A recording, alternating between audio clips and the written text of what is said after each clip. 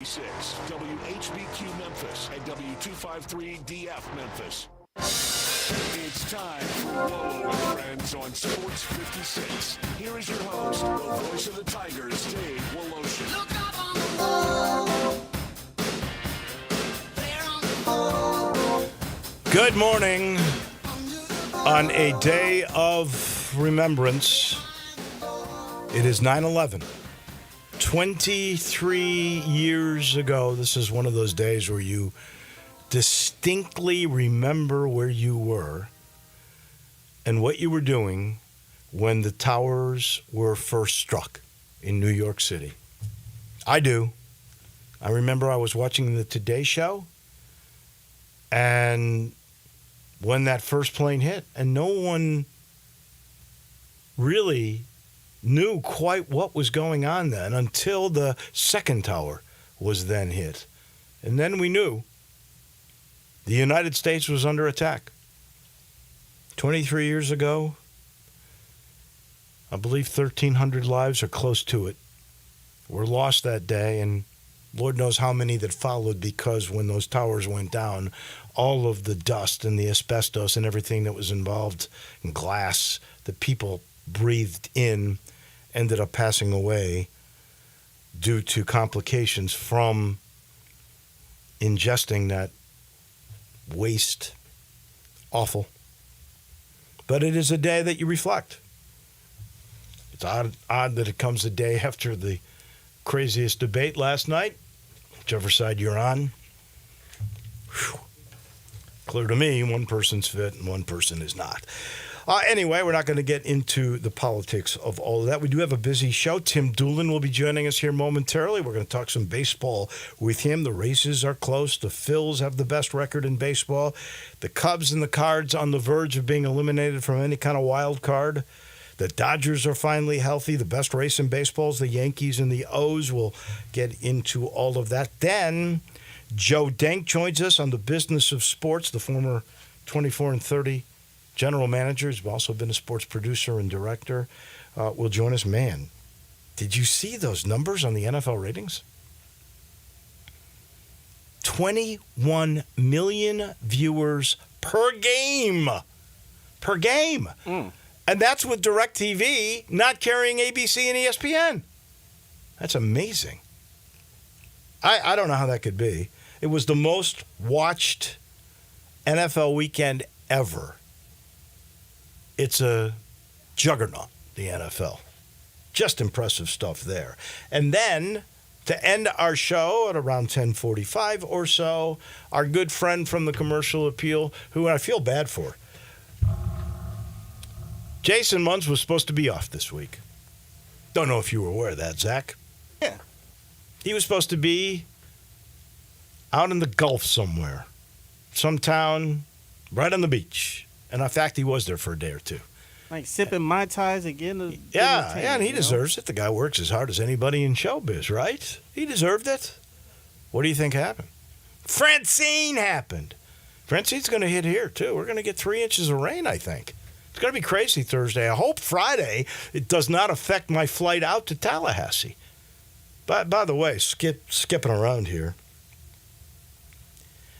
you look at the sizes of Florida State. They're 321 pounds a man in the offensive line. Yet they can't run. They're averaging 59 yards per game on the ground. I just don't understand how, with this girth and athleticism, how they could be beaten so badly. Twice. They're 0-2. Nutty stuff. We'll meet with the coaches tomorrow. I'll give you a clearer picture of that on Friday as we get set to go. And I hope I'm not affected by Francine in any way, shape, or form. And it's going to be nuts the way this thing plays out. You got to pay attention now. What is Liberty going to do? What is Boise going to do? Boise, by the way, the betting favorite still to be the representative of the group of five, even though so many have picked Memphis to be that rep. Now you got Northern Illinois in the mix. And I'll tell you, as Steve Earhart said, Texas State is in the mix too. Which is interesting. I know. And Texas State, they were favorites to beat Texas San Antonio, and some had picked Texas San Antonio to win the American. But the Northern Illinois thing, nobody would have picked Northern Illinois to be in the mix. They were picked third in their conference, and then they go out as a 28.5-point underdog and beat the number 5 team in the country. So this is why we love college football. Who knows? Every game's important. I think Memphis can lose this game and still win. It goes a long way if they do win. Yeah. But if they lose, and let's say it's within a touchdown or so, and then they're going to go, well, the same thing happened to Oregon. Northern Illinois is going to lose. The worry you got is that Liberty plays nobody like they did last year until they played in the bowl game and got destroyed. So I don't think the College Football Playoff Committee looking at last year are going to go, we really want this to be the rep in the playoffs, because they've already sort of been exposed. So we'll have to wait and see. At least you get a better sense, because Memphis is playing a Power 4 and a team that at one time was the preseason number 5 in the country. Well, all have to wait and see on that. One last thing, and I must tell you, before we talk some baseball with our friend, I chuckled at this. The Auburn quarterback, his name is Peyton Thorne. Auburn lost to Cal at home this weekend, and that was an upset. Cal played pretty good, but Peyton Thorne threw 4 interceptions. So Cal Berkeley intercepted this guy 4 times. Now, when that happens, you stay off social media, right? You don't want to see message boards. You had a stinker. This is better. On Venmo, I didn't realize you could do this. You can request money, apparently. So the guys that bet for Auburn are on Venmo asking him for a refund for their bets. Is that not crazy? And That's funny. He goes, by the way, when they win when I play, they never offer me a share. Right. Now they want some money because I lost? No, thank you, sir. That's funny. People have nerve. I'm sure they did it as a joke. They knew he wasn't going to pay him, but I guess they're making a point. I don't know what it is. But that's where we are today with technology, cynicism, and the ability to gamble. Holy smokes. All right.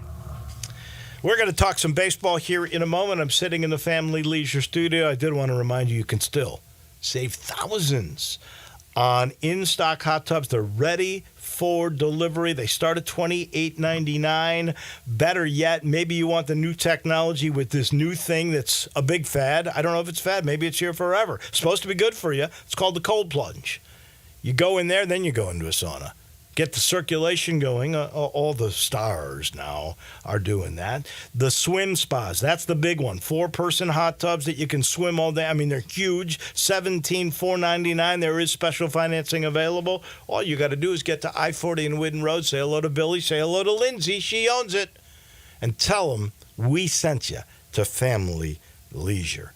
And this portion of the show brought to you by the good folks at Grind City Brewing. That's the home of Poppy's Pills, just what the doctor ordered. This is a great place. It really is. It's become iconic because they have concerts there now. You can see the city. You can see the skyline. You can see the bridges. It's a cool place. Great grounds. They got picnic tables with umbrellas. If you go in the afternoon, in the evening, you might see a concert. And then you've got not just Poppy's Pills, but you got the lager. You got the Blue Moonish Belga. You've got the craft malt liquor, which is called Tiger's Tails because they're big Tiger fans. It's amazing. It's really a cool place, and the beer is fantastic. They're like Poppy's Pills you can buy anywhere, even places like the Spirit Shop. It's the thing to do. Head on over to this new iconic place, Grind City Brewing, just a little bit north of downtown. I have no idea where Tim Doolin is today because he's always working somewhere. Good morning. How are you? I'm doing well, sir. How are you? Good. So the Phils have the best record in all of baseball. The Philadelphia Phillies, are they going to be in the World Series? I think they've got a really good chance, Wolo. I mean, we've talked about them a lot on the show throughout the spring and summer. They're a pretty complete baseball team. They pitch it well, play great defense, obviously have a couple of stars in that lineup that can hurt you in many different ways. And they got a great bullpen. So I think when you look at teams that you would, predict or have a really good chance of getting there, they're one of them for sure. I think the Dodgers, if they can continue to stay healthy, I think they've got a really good shot. Although I can assure you, they're keeping their eye open for the Diamondbacks, who are only 2 games out of or 2 games up in the wild card. They have great concern about the Diamondbacks, I can assure you, as well as the Padres. The Padres have got a great club. Padres are ahead of the Diamondbacks, so you would think that. So along those lines, since you're talking wild card, the Cubs 4 games back of the wild card spot, which they really have to get. Honestly, they've got to get past the Braves and the Mets. Those are the 2 teams that are in front of the Cubs. It looks like the Padres and the Diamondbacks are in pretty good position because they're 2 games and 2.5 games ahead of the Braves and the Mets. They're tied at 79 and 66, 13 games over 500. The Cubs are now 5 games under 500. That's 4 games away with 17 to go. Any chance the Cardinals are out of it now? They're 6.5 back. I think the Cubs have a chance. I mean, they got to get on a really good run. The Braves, although have lost 2 of their stars and they've been able to kind of keep it together. So I think the GM there and obviously Snit has done a great job of kind of keeping that thing rolling. But I still think if the Cubs can get on a run, they got a shot of sneaking in the wild card, and that would be huge. Back to the Dodgers in the West, and I think there are going to be 3 teams really that make it there into the playoffs. The Dodgers have the second best record in baseball. They're finally healthy. They got Mookie back. They just got their Japanese pitcher Yamamoto back. He was amazing the other night. Amazing. That's good. He's going to be the key. He is going to be the key because the rest of it is pretty much a given. You know what you're going to get from Ohtani. You know what you're going to get from Mookie. They've got a great bench. They got to have that guy stand up and be a dude. And they paid him, so that's what they're paying him for. Let's just assume that the Dodgers and the Phillies are the 2 best teams in the National League. Okay, who's the better team? If you line them up, who's the better team? Who do you think makes the World Series? If the Dodgers are healthy, and it appears they finally are. I tell you, I mean, it's hard, Wolo. I mean, you like the chances of the Dodgers, but just because you go throughout the season having one of the best records in baseball, it comes down to who's playing well at the last 2 or 3 weeks of the season, and we're getting close to that. So I like their chances, but there again, you look at you got the Phillies, you got I don't think the Diamondbacks have it to get there. I think the Padres could. What about really the Brewers? Nobody mentions the Brewers. The Brewers are 22 games over 500. Yeah, they're really good, and Pat Murphy's done a great job of kind of keeping the cohesiveness together after their manager came to manage your team. Yeah. And like I think we talked about it last week, they do everything. They run. They play great defense. They've got unbelievable pitching. Yelich is out, so that's a concern, but they've been able to continue, moving forward without him. So they're definitely a team to be reckoned with. That to me, they're a lot like the Diamondbacks were last year. They kind of just sit there and lay low, and then come in and you look up and you're going 5 or 6 games into a series and they win. Who's the most disappointing team, at least in the National League? Atlanta or the Mets? The Cubs? I think the Mets probably. I don't think you can say that the Braves are disappointing just because they lost Acuna and they lost Austin Riley. Right. So I wouldn't say they've been disappointing at all. The Mets probably just they just can't seem to figure out how to get over that hump, and I don't know that they're going to be honest with you. Let's go to the American League for a minute. The best race of all is the American League East. The Yankees, no big surprise, and the Orioles, who, I mean, if we were talking 2 or 3 years ago, they were a joke. They have totally turned things around. Yes, they have. Great drafts, even prior to a couple of years ago. Not afraid to move young players. They moved Holiday probably too fast, but fortunately was mentored a lot by his dad growing up and was able to deal with it. Got his swing back in AAA. Now he's back contributing. I love that club. I love what the Royals have done. They're kind of sitting there in that wild card race as well. They've been probably the most interesting club. You can't say the Orioles this year because it was last year that they really made that turn. But, right. Yeah, it's interesting in the American League as well. I can tell you for sure who the positive surprise, not the disappointment, the positive surprise in the American League, really in all of baseball, has to be the Royals, right? They lost over 100 games last year. Yeah. Well, and you lock up your superstar for a long-term contract in Bobby Witt Jr., who is an MVP candidate this year and will be for many years to come. He's just a complete player. Obviously came from great bloodlines with his dad being an unbelievable pitcher.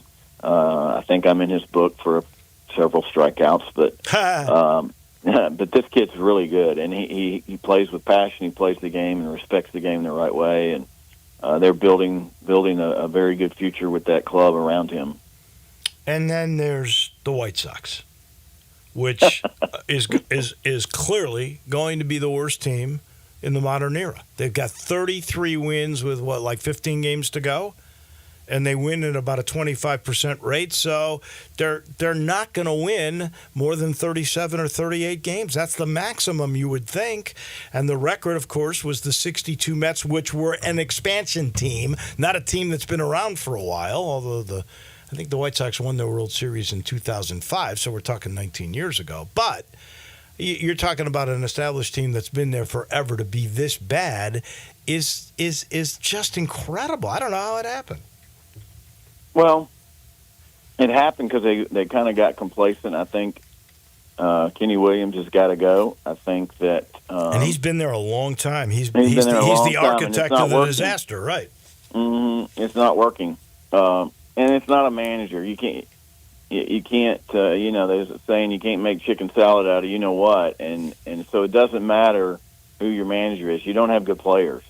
They haven't had good drafts. Unlike the Orioles, who have been able to make really good drafts and move those guys relatively quickly, the White Sox have not been able to do that, and I don't see it getting better for a while. They got to make some changes, and like I said, Kenny Williams has been there long enough, so he's had his plenty of time to get that club back as a contender, and he hasn't been able to do it. And then the last thing, the Astros, once again, the best team in the American League West. They got a 4.5 game lead on Seattle. Texas, the surprise of last year, out of it, they're 5 games under 500. The Astros just keep winning. I mean, this has been pretty steady now for a decade. It really has, and I don't see. I don't know if they're quite deep enough to make a long run into it, but you never know. Yordan Alvarez is an unbelievable hitter right in the middle of that lineup, and obviously you got the likes of Altuve and others that and Bregman's having a good year. This is his free agent year, so it'll be interesting to see how much of a run they can make. Are they going to be able to try and lock Bregman up to keep him in the middle of that lineup or not? But they definitely play a great brand of baseball, and it's not a surprise that they've been able to do it for several years here. Well, and they started the year, honestly, as injured as the Dodgers, and yet they've really overcome all of this. So it's pretty impressive stuff. I'm not sure the Astros couldn't make a run in the playoffs. They seem to do that every darn year. Always a pleasure chatting with you. We'll do this again next Wednesday. I'll let you know exactly when in just a little bit. Sounds good. Have a good weekend. Thank you. We appreciate it. That's our man on baseball. That is the one and only Tim Doolin. He's brought to you by the Eflin Insurance Team. Yeah, it's a team, and they do insurance protection for your family or your business. They do it a different way. They collaborate with you. They get to know you. If it's business, small to mid-size is really what their specialty is.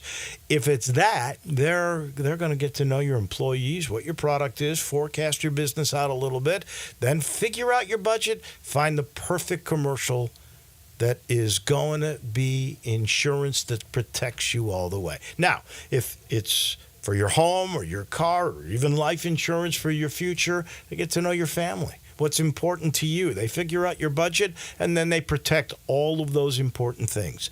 They get to know you to protect you. It's simple. It's collaborative. It's the Eflin Insurance Company. We pause for just a second. When we come back, man, have we got things to talk to Joe Dank about. Our business of sports expert is right around the corner. We are real sports talk. Sports 56 WHBQ. Available on your radio dial at 560 AM and 98.5 FM, as well as around the world online at sports56whbq.com. Take us with you everywhere by downloading the Sports 56 app. And at home, just say, Alexa, play Sports 56. Wherever you are, stay tuned in to real sports talk. Sports 56 and 98.5 FM.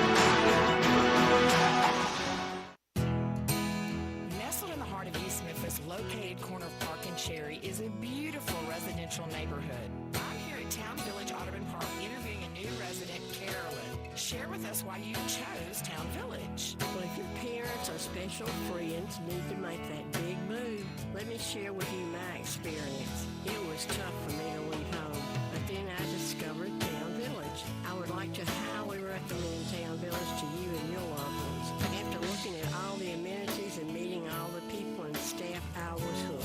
From restaurant, bistro, 3 meals per day, housekeeping, transportation, security, health care, physical therapy, exercise room, and even a heated pool and spa. Come see us and make your new home at Town Village.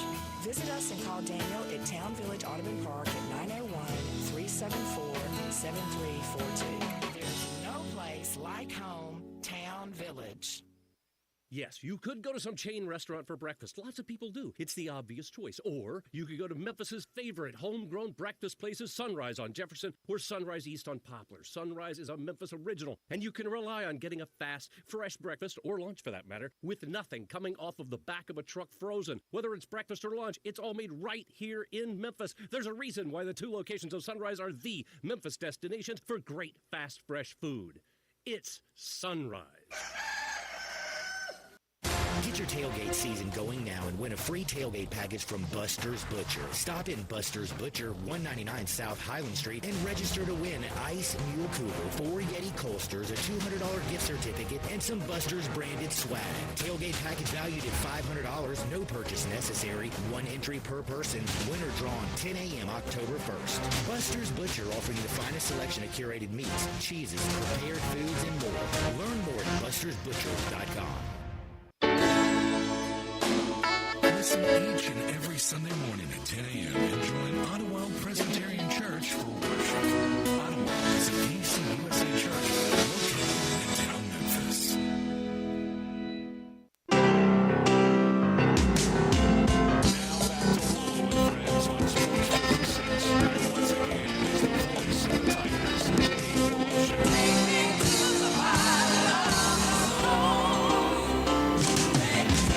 Wow. We got some breaking news.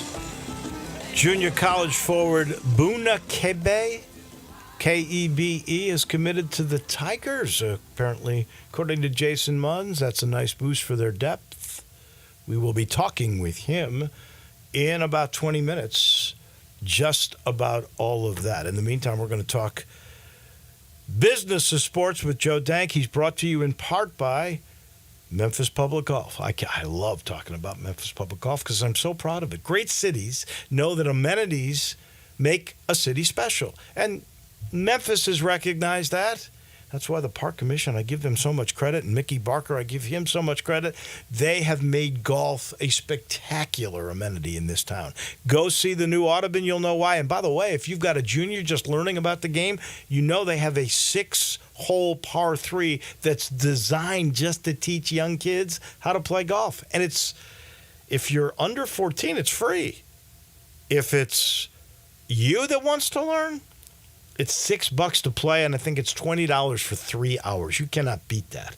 What a deal that is. Or go to the new Pine Hill, and you'll marvel at the new clubhouse and that layout. Or Overton, which is also for juniors, but it's a tough test of golf, and it's gorgeous. It's unique. So much good golf. All you got to do is go and play. Go to MemphisPublicLinks.com, and you can make your tee time today. Let's head to Cordova. Our friend Joe Dank standing by. We moved you to Wednesdays for this very reason. The ratings are out. Since you and I have talked, we have come to know that the NFL averaged 21 million viewers per game this week. It's the most watched number one weekend of NFL football in history. Good morning. How amazing is that if we compare it to, like, this is the first week to NBA Finals? It's crazy. Yes, good morning, David. Good to be with you. Somebody might have once said the NFL is bulletproof. Not only is it bulletproof, I mean, it's just getting bigger and better all of the time. I mean, they have it figured out, obviously. There's apparently an insatiable appetite for the product, and it's one that just continues and continues to grow. You know, it was a great weekend, as you said, averaging over 20 million viewers per game. So that was topped going back to last Thursday night. The Chiefs and Ravens did 29.2 million, and that's the best kickoff audience ever. That was on NBC broadcast, and almost 30 million, a mind-boggling number. And remind me, what is the Super Bowl? If the opening game, now granted it was a rematch of the AFC title game from a year ago, but if the opening game can do almost 30, what was the Super Bowl last year? It's about 3 times that still. Wow. So, you know, the Super Bowl remains that unique American event. And look, what this does, this justifies all of the dollars that we see associated, frankly, with the league. The ticket prices, the media rights deals, the billions of dollars these teams make, the billions of dollars of valuation of each of these franchises. You think of some of the greatest brand names in America right now and ones that move the needle and move products and merchandise, and they are NFL teams. I mean, the Dallas Cowboys, it's amazing. Now the Chiefs are in that category. I mean, there are other teams, you know, and they're in the biggest markets. The stadiums are filled to capacity on Sunday. So it is something that is it is truly amazing. Another noteworthy element from the weekend was the Peacock exclusive game on Friday night. So a Friday night where much of America who is interested in football has to make a decision over, do I watch an NFL game on Peacock, or do I go to the local high school football game, or do I travel to the place where I'm going to tailgate in the morning for a college football game? But Peacock did 14.2 million viewers on the Packers-Eagles game. With a stream. And that is with a stream. Incredible. Just the stream, second biggest live audience in the history of Peacock. The first, of course, being that Chiefs playoff game from last year. So, you know, 2 things on that, too. It just shows that NBC has developed the capacity to handle that size audience on a live stream and do it now on a fairly regular basis, able to deliver it, and the night work. And now that was a very unique thing because NFL, because of the Broadcast Act, and this goes back to the 60s, is not allowed to play on Friday nights from the second Friday in September until a Friday in December. And because of how the calendar fell this year, that opening weekend of the NFL actually occurred on the first Friday of the NFL season, and therefore that game could be played. Otherwise, they can't play on a Friday night. Didn't realize that. That's interesting. Isn't that an interesting little note? Yeah, and it goes all the way back to the 60s when they got some, favored status for the NFL and their TV deals. All right, so we know America's got an insatiable thirst for the NFL. We love college football in this town. I love college football, all told. And I wonder how those ratings sort of compared. Well, all right, so we've talked about the top NFL in the game had 29 million. All the NFL games averaged 20 million. The top college football broadcast this past weekend was Texas-Michigan. That's no surprise. It was on Fox. It was in the early window. It was noon Eastern, 11 o'clock here in Memphis. Did 9.4 million viewers. 9.4, so not even half. And that was the best, and that was on over-the-air TV That's right. with Fox. And that was That's right. the two major leagues in America, the SEC against the Big Ten. That's right. Now, look, the interesting thing is, so the Chiefs-Ravens, when they're doing 29 million, it's the only football game on at that time. This Texas-Michigan game, while, as you correctly state, has the two biggest leagues, has an over-the-air broadcast window, it is at a favorable time period, one would say, it's clearly not the only game on at that time. I mean, the environment, even here in Memphis, think about it. People were streaming the Tiger game because it goes head-to-head. Right. So, college ratings, you could aggregate college ratings, and you probably, come close to 20, 25 million people watching college games all day on Saturday. But that starts at 11 in the morning and goes to midnight. That's true. That is true. Back to the NFL for 1 second, because this was brought up on the morning show with Greg and Eli. Is that NFL Red Zone, is that included in these ratings? I would have to say that I don't know. I would think not, because I don't know how you would do where you would attribute the rating to in terms of the game, because even at that at any point on Sunday there is always still more than one game going. In the afternoon late window where the Browns and Cowboys managed 23.8 million in Brady's first game, that was still one of three games being played at that time. There were three other games being played at that time that game was on. That game went to most of the country on Fox, but the other three games went to local markets at that time as well. Since you brought it up, I think the Cowboys and the Browns. The Browns, with Brady making his debut as the analyst, was that the second most watched game this week? It was, yes. Okay. So some of that is the Cowboys, and we can argue all day long, but I think the Cowboys are America's team,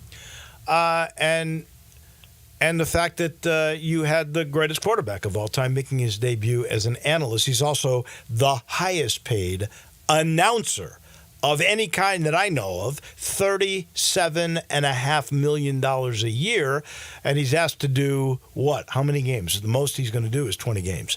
Tell me, what did you think he did in his debut? Quite frankly, I think he sounded like a guy doing his first game. Yeah. Now, I know they did rehearsal games and prepared a great deal. Candidly, I think I would say a bit underwhelming. Expected a little bit more, especially, the interesting thing was, he didn't play last year, so he had ample time to prepare, ample time to deal with it. The first game in a big stage, that to me is really not a factor. Who's been in more big games on a big stage in a different capacity than him? So just a little bit surprised. I thought there were long periods of time where it seemed like the play-by-play guy, Kevin Burkhardt, was waiting for him to come in, and he didn't. And so was a little bit surprised at that.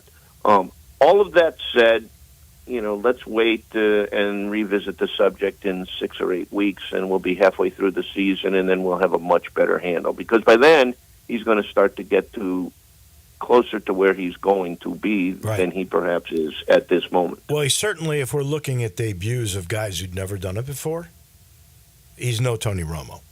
And I know some folks are rubbed the wrong way by Romo. I think the guy's still good. In fact, if I'm looking at the top of the analysts who are the number one team for their particular network, I'm going to go number one with the guy who's, I believe, the least paid, and that's Chris Collinsworth. I would say Romo 2. I would say ESPN's Troy Aikman 3. And then, honestly, I think at this point, the former number one for Fox, Greg Olson, would be 4. Yeah, Olsen really did a good job, and this was a tough situation that Fox found itself in because they had Olsen in that spot, but Brady became available. They were trying to do things with Brady for broader issues. You know, he has some additional responsibilities to just doing the games, but they did not. What are those? Do you know? It's unclear, but I think it's some kinds of. I think it's some interface with advertisers. Mm-hmm. Sponsorship work, that type of thing, kind of an ambassador role, if you will, for Fox Sports. Okay. In multi-categories. And all of that counts for something, as we know. But the primary issue is what's he going to do on that platform. And, of course, you know, Fox has the Super Bowl this year, so his first season leads directly to a Super Bowl. But the same could be said for Olsen did his Super Bowl in his first year, and he was very good. They never thought Olsen was going to be as good as he turned out to be, and I think it probably left somewhat of a dilemma there. And it'll be interesting long term. The other complicating factor on all of this as it relates to Brady is his desire to be an owner. And we know that the NFL said if you're going to have an ownership stake in the Raiders, you're going to have significantly reduced access to other teams' info as it relates to pregame production meetings and all of that kind of things. And that would, I think, really diminish his ability to be effective as the analyst on the games. So that all might be very interesting as to how all of that plays out. Well, that may be a good way for him to get out of it. All he has to do is agree to some sort of if it doesn't get better, and he gets bad raps all the time, all he's got to do is make a deal with Fox. He could still do the spokesperson stuff, take a much less fee, and his out is, I want to be an owner more than I want to be a broadcaster. Is easy to get out of this if he wants. Right, and I think that, look, if it doesn't go real well and he is not enjoying it, he will look for an off-ramp, and that Raider piece might be it. All right, last couple of things real quick. You talked about attendance, how the NFL stadiums were filled. That is not true with college football, and I know you've got some thoughts on Memphis. They got a capacity of 32,000 at the in-renovation Simmons Bank Liberty Stadium. They had 26, I think, the first week, 24 the second, which was disappointing, although it was 11 o'clock. But unbelievable weather and a decent opponent in Troy. I know you've got some thoughts on Tigers' attendance. Well, again, I mean, these are critically important issues to justify the stadium rebuild, to continue to feel like you're ready to be the next man up should conference realignment come available. It has to be proven that Memphis football is, in fact, a viable product and one that is in demand in the community. And as you say, averaging 25,000 in a stadium, it's still below the capacity that is available. And this is just very important that the community in general makes some type of an indication that they desire this level of product here in the community. I found it interesting that just over 10,000 season tickets were sold, and that's a decrease of just over 3,000 from a prior year. So with all of the hype and all of the attention and expectation of this team with an opportunity to make a playoff for the first time, season ticket sales were down. Now, all of this is affected by the revised stadium and its configuration, but the point remains that the bar has to be, at the very least, one would think, in that 30,000 range, and there's capacity there to handle 30,000 fans a game. And so I do think that's important. There has been some talk about single game tickets and the need for that and the expectation for those to be high. I think a favorable result on Saturday would continue to drive interest and perhaps build walk-up sales for upcoming games. But I think all of this is very important as the university now has taken the very significant step of stadium ownership, responsibility for the renovation, and the subsequent responsibility for the operation of the stadium. You simply need to fill seats in order for all of that to make great sense. I would say for the disappointment of only the 24,000 or whatever the heck the number was for Saturday, two things. I think they never do well. There seems to be a drop off, and I think this is attendance-wise across the board with college football. That 11 o'clock game, you've got to get to the stadium by 9, right? You got to leave your house by 8. I mean, what are you getting up at 6 o'clock in the morning on Saturday? That's hard. That's one. Two, I think there is a sense, and maybe we'll even know more by the way the Southern Heritage Classic is going to go this week, that the stadium is a hassle. There's not enough room for parking, which is not true. There's every bit. You got less seats, so the parking should be just about as easy. Although, we know they built that event center that took away some parking spots, but we've been dealing with that for a year already with full capacity. It seems to me there's a sense that it's a lot harder with traffic and parking than it was before, and I don't believe that to be the case, but I think that's the perception. Yeah, I don't disagree. I mean, I've had conflicts both weekends and unable to try to go because I wanted to just go and go through the fan process, not coming early with a credential or anything. Just trying to get there as, say, 9:30 to 10:30 type, parking the car and getting in to see how that goes. And I think if that's a perception, then I think it's a challenge for the communications folks at the university to try to alter that perception in the community and tell fans, look, it's not hard to get here. And if it is, to do everything they can possibly do to mitigate that and to make it. Because, we're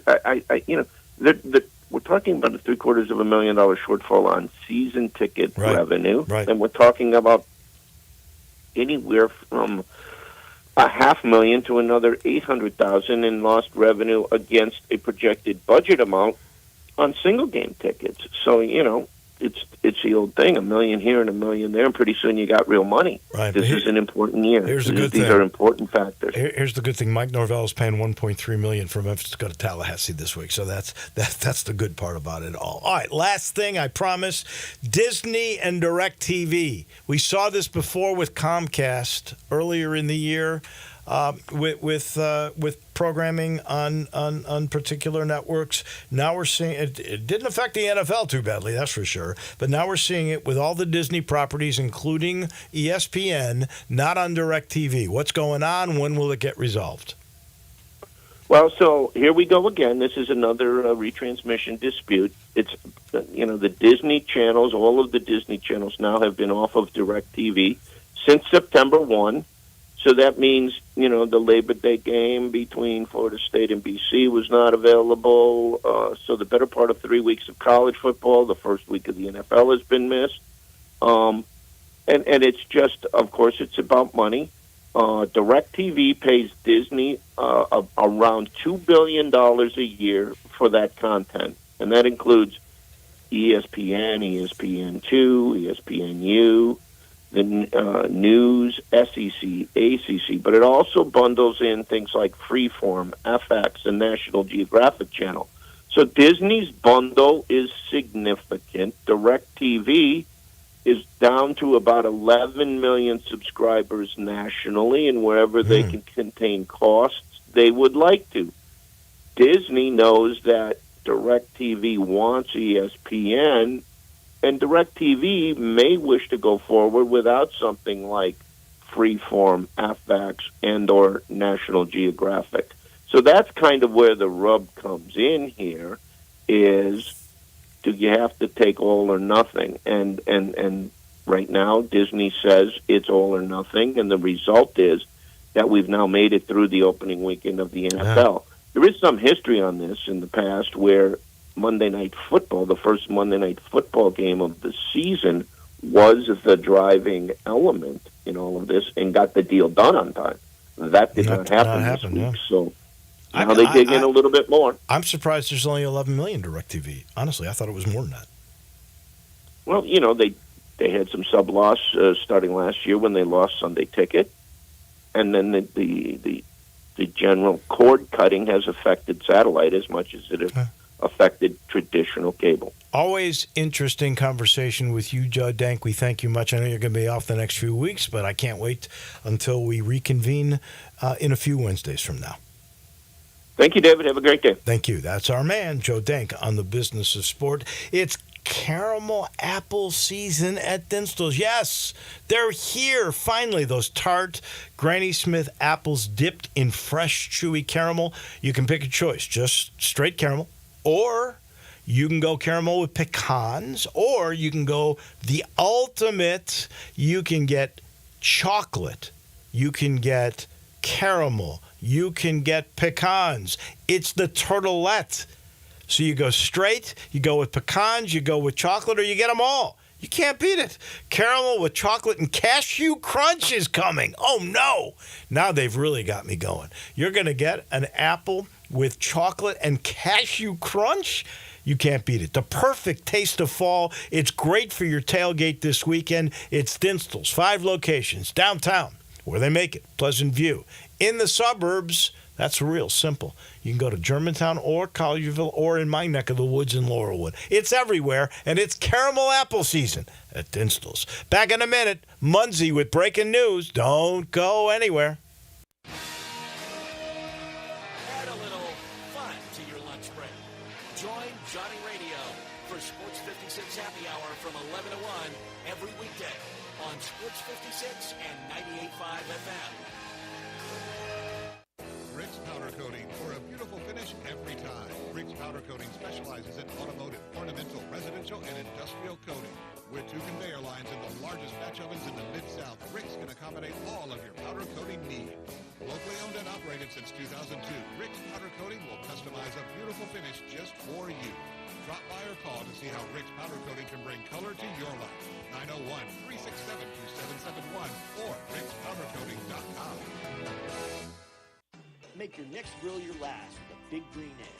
Smoke, bake, roast, sear, and grill, all with a lifetime warranty.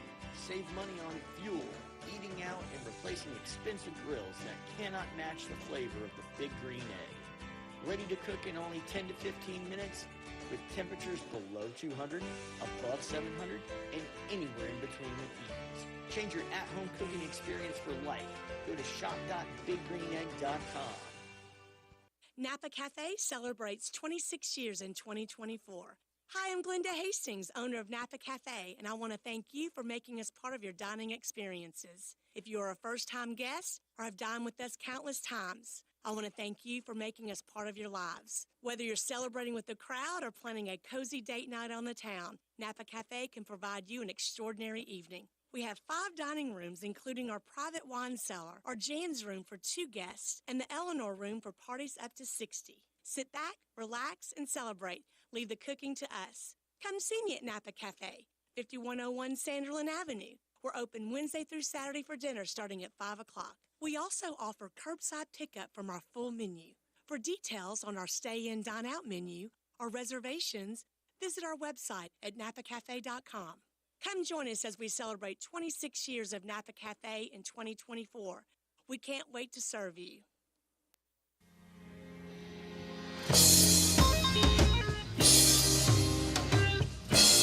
Now back to Wolo and Friends on Sports 56. Here once again is the voice of the Tigers, Dave Woloship.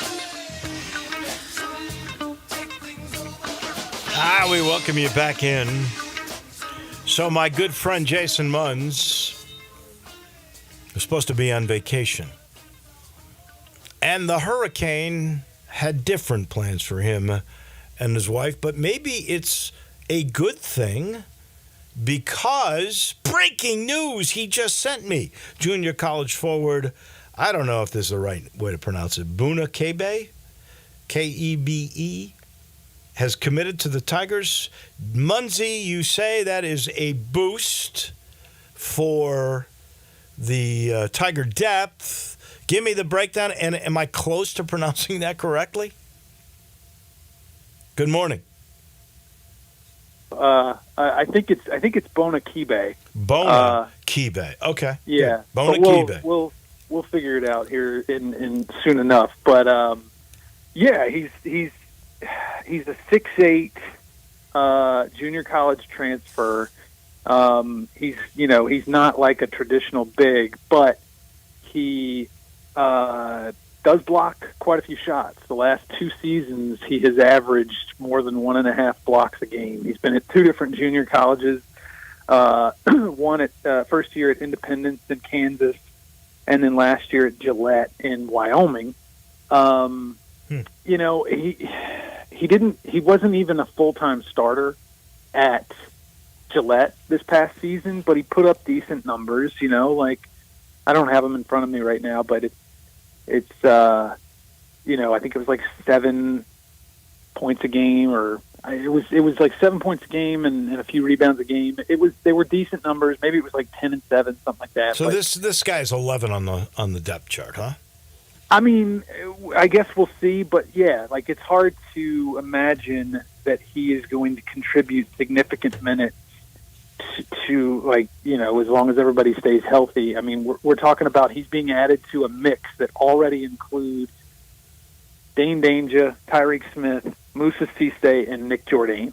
And all 4 of those, obviously Nick Jourdain was here last year, right, but all 4 of those guys were full participants for the entirety of summer workouts, and Bonakibe just got here. He's behind the 8 ball in that regard, but Penny had some scholarships available, and you need to have a roster. So not that I know anything about this guy, but it does sort of fit the pattern from what you've told me, is that he's going to be a defensive guy. So you got 5 fouls, and you got a guy who will work hard on defense and maybe some rebounding, and maybe that will work out. Now, he's played for 2 JCs. How much eligibility has he got left?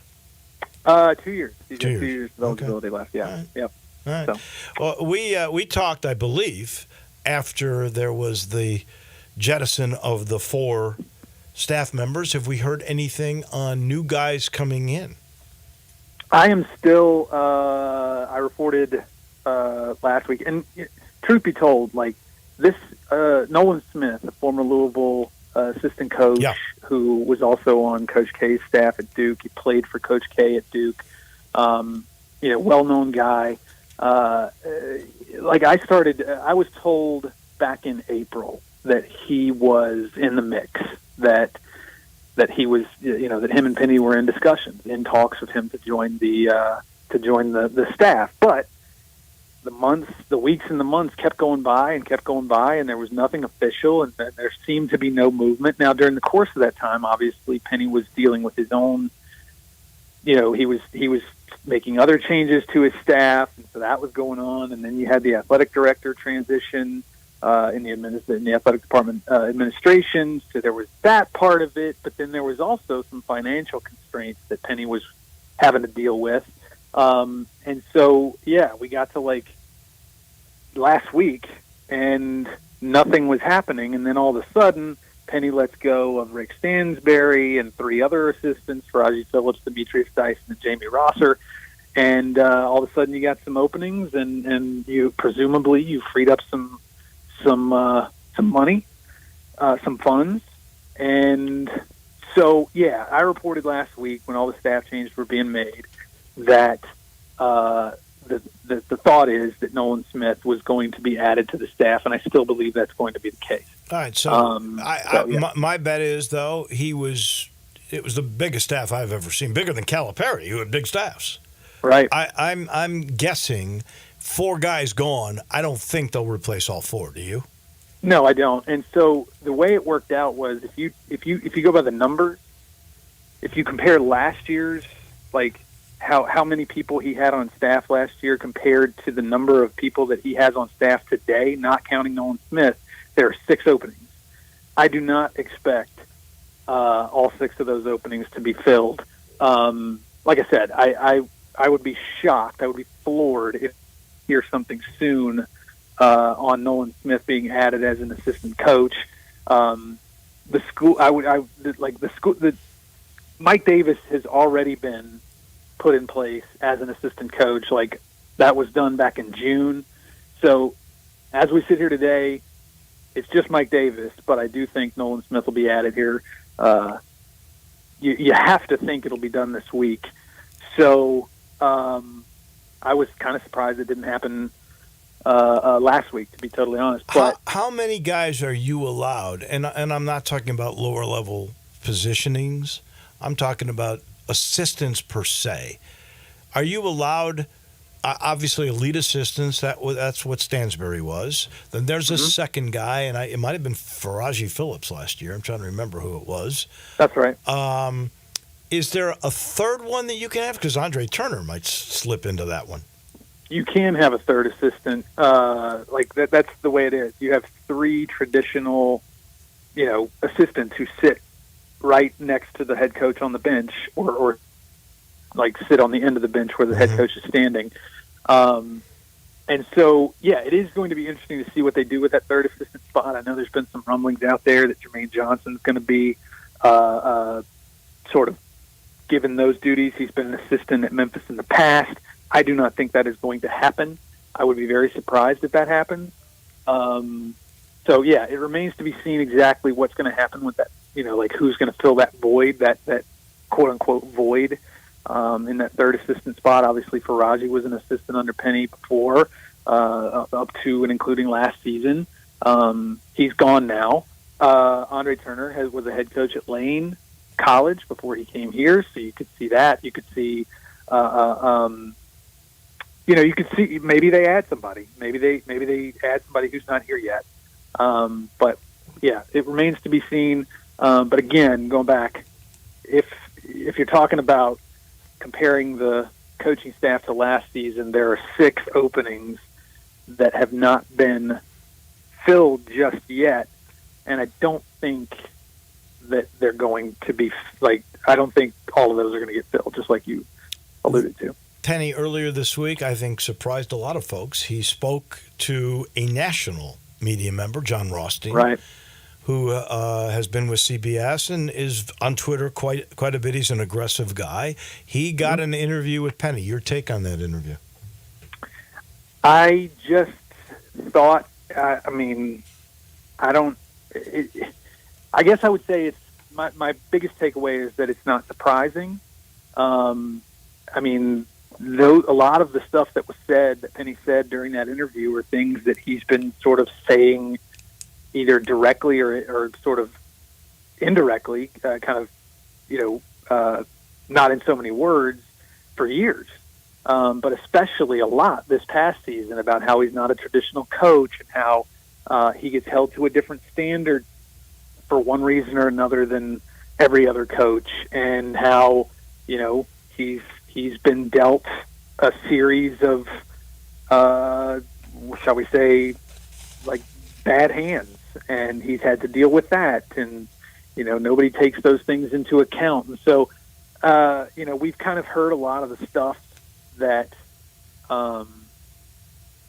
that he said in that interview before, maybe not in these exact words, but I would say that was my biggest takeaway. But I was a little bit surprised, given the news and everything that's going on, especially everything that happened last week, but also everything that's happened throughout the course of the entire offseason. I was a bit surprised that he,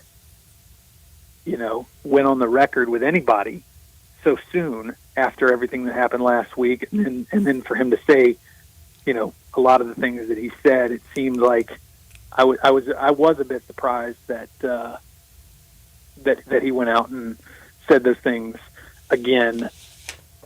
So on the heels of everything that happened last week, I was a little bit surprised at this. Not at the content that was in, but the content that wasn't. There was no discussion about NCAA. Of course, he's going to say it was ongoing investigation, and nothing on the staff changes. So I found a lot of that intriguing, for sure. But, we've got another month, and then Penny's going to have to meet the press, and that will be interesting, certainly, when that occurs. I always love chatting with you. I'm so sorry you missed out on some of your vacation with the hurricane, but we're glad we got you today, especially with the breaking news on the JC kid. Well, I appreciate it, Wolo, and like I was telling Zach, you don't argue with Mother Nature. Yeah, you don't. you listen when she gives orders, and that's what we did. Perfect.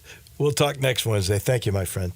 All right, thanks, Wolo. That's Jason Munz from the Commercial Appeal. On the news today, Bona Kibe, I think is how we said you pronounce it, is now a Memphis Tiger. Whether you're a small business owner, maybe a single mom, or maybe you're buying your first home, Southern Security is here to be your trusted financial partner for over 75 years now. Southern Security has been serving the Mid-South community with unbeatable rates, always new technology, and the very best of service. That's why they've been voted best credit union in the Mid-South for 6 consecutive years. To find out how you can join the Southern Security family, all you got to do is go to southernsecurity.org, or better yet, call and talk to a member service team guy at 901-452-7900. Yeah, you can actually talk to somebody. 452-7900. Southern Security, proud supporter of U of M Athletics and 901 Women. Southern Security is your home team credit union, federally insured